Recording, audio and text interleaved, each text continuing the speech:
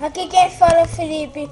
E bom, galera, agora eu vou estar ensinando como fazer uma fogueira.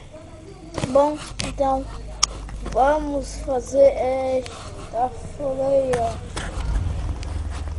Você vai pegar uma tocha, botar no chão, mirar na tocha e botar nos barcos. Tem que mirar na tocha, porque se você clicar no barco, ele quebra. Você vai girando, girando. Vai girando mesmo.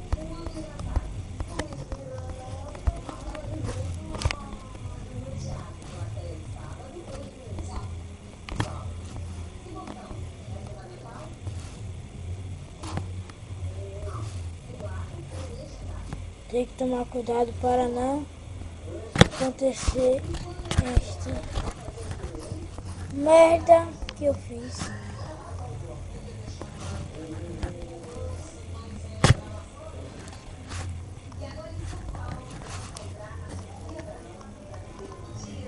Galera, aí está a fogueira.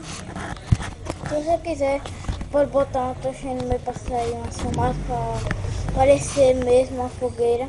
Bom, galera, foi esse vídeo. Se você gostou, se inscreva no canal, deixe seu gostei, adicione os favoritos e valeu!